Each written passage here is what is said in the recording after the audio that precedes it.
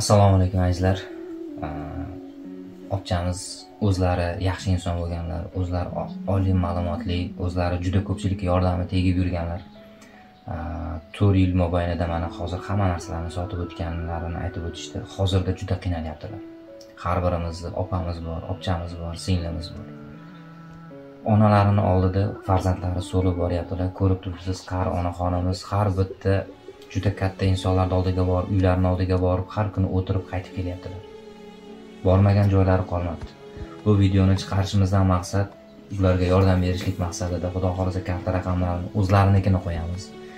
Taniganlar, bilganlar, kelmoqchi bo'lganlar, kelinglar, ko'ringlar, yordam beradiganlar bo'lsa, bajonida olib kelamiz, ko'rsatamiz. Biz ham faqat shu yaxshilik maqsadida kelganmiz. Sog'ayib ketsalar, yaxshi oila qilib, yaxshi joylarda yaxshi kunlar ko'rishligimizdan xohlaymiz. O'zlarimizni xudo xolisa yordamimizni qo'shamiz. Inshaalloh ehsonlikni hammamiz birgalikda davom ettiramiz. Bu videoni ko'proq do'stlarga ulashing, yaqinlarga, o'zimizni jigarlarimiz gruppasida ham aylansin.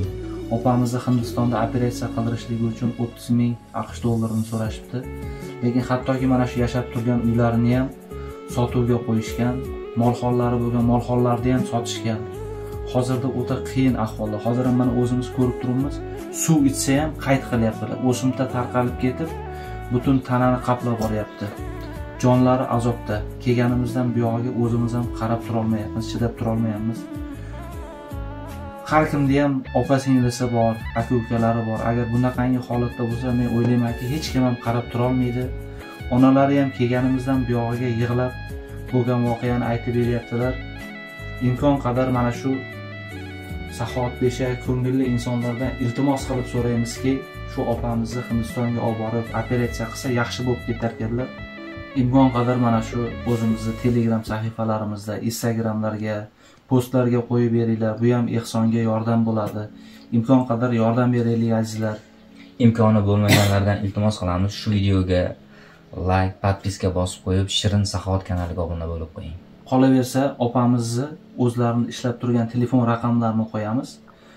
Kimdir baribir ehsonliklarini pinhona bergisi keladi. O'zlari to'g'ridan to'g'ri agar kelib ko'raman desalar ham bemalol telefon nomerlarini, adreslarini beramiz. O'zlarining karta raqamlarini qo'yamiz.